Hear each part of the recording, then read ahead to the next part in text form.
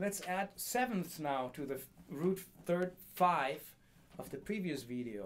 To review real quick before we do this, major chords on steps 1, 4, and 5, that's C in the key of C major.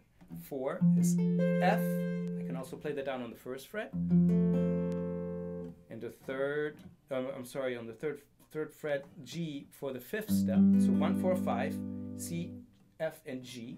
Those are major chords. They all use the same shape if we stay to chords that use the root on the 6th string. Minor chords we find on steps 2, 3, and 6 in the key of C. That's D minor, E minor, and A minor. That leaves us with one step, the 7th step, B, with a diminished chord.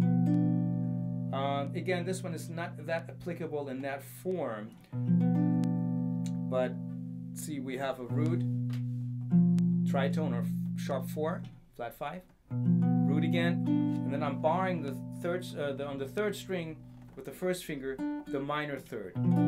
Okay.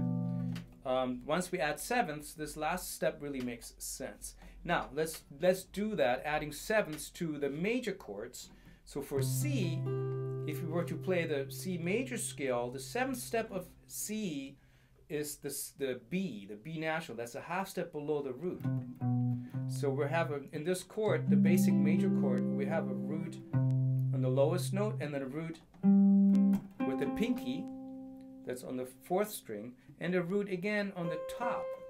Now we're going to do away, to do the 7th chord voicings, we're going to do away with the 1st string altogether for this series of chords, and we're going to add a major 7th instead of the root here and the pinky. We're going to move this down a half step.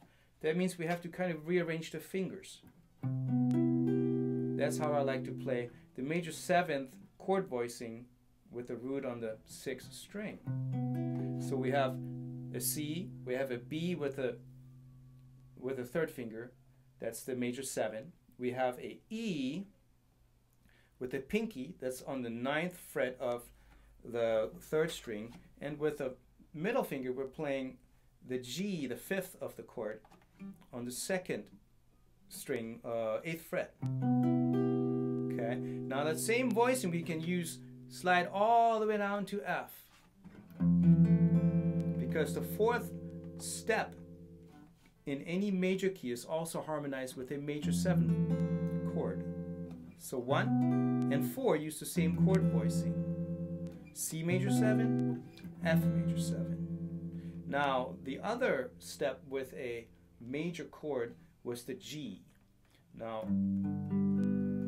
the 7th step in relation to G in the key of C is an F. That's a whole step below the root. That basically, we're going to do the same thing and replace the root that we're playing with the pinky on the basic major triad voicing, and we're going to need to put a minor 7th instead of that root, which we're already grabbing with the 1st finger. So here's a G dominant 7. Okay? So we have major chords, C major 7 and F major 7, and G dominant 7. Now the minor steps, or steps of the C major scale that use minor chords, are 2, 3, and 6, D minor, E minor, A minor. And the way I like to play these, you can either use just a minor 7th for each of those 3 steps. We can take the pinky off to then grab the minor 7th that's already grabbed with the 1st finger here.